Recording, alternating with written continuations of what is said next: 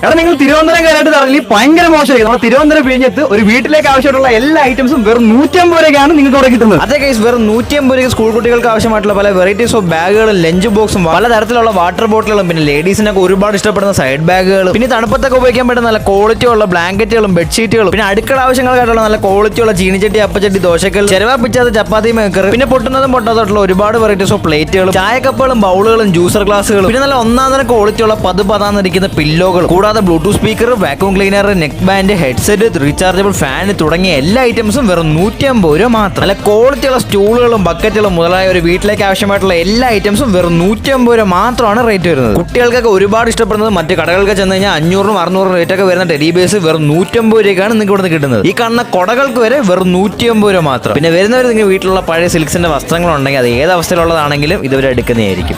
Quality നല്ലതാണ്. എല്ലാ സാധനവും ചപ്പൽസ് ആണെങ്കിലും അല്ലെങ്കിൽ കിച്ചൺ സാധനങ്ങളാണെങ്കിലും എല്ലാം നല്ല ലാഭമുണ്ട്. ഈ റേറ്റിന് ഇവർക്ക് എങ്ങനെ മുതലാകുന്നു എന്നുള്ളതാണ് വലിയൊരു അതിശയം. ഞാനിപ്പോ ഒരു 5-6 സാധനങ്ങൾ വാങ്ങിച്ചിട്ടുണ്ടായിരുന്നു. ഞാൻ ആക്ച്വലി ജസ്റ്റ് നോക്കിയിട്ട് പോകാൻ വേണ്ടിയിട്ടാണ് വന്നത്. അതെ അതെ. അപ്പൊ ഇത് പ്രമാണിച്ച് ആരും അടിച്ചേക്കേണ്ട ഒരു വണ്ടി വിളിച്ച് നേരെ അങ്ങ് വിട്ടോളി. അപ്പൊ ജൂൺ 31 തീയതി നമ്മുടെ അശ്വതി ഓഡിറ്റോറിയത്തിലേക്ക് ഈ മേള പ്രവർത്തിക്കുന്നത്. അപ്പൊ സാധനങ്ങളൊക്കെ തീരുന്നുണ്ട്, പെട്ടെന്ന് ഒന്ന് പാക്ക് ചെയ്ത് വെക്കും. മേളയുടെ കറക്റ്റ് ലൊക്കേഷൻ വരുന്ന അവിടെ ഇത് വിഴിഞ്ഞം തെരുവ്. തേരൂരല്ലേ? വിഴിഞ്ഞം തെരുവ്, പള്ളിച്ചൽ റോഡ്. ഓക്കെ. കൂർത്ത കരവിരലോടെ ഒന്നിടയ്ക്ക് താളം കൊട്ടി താളം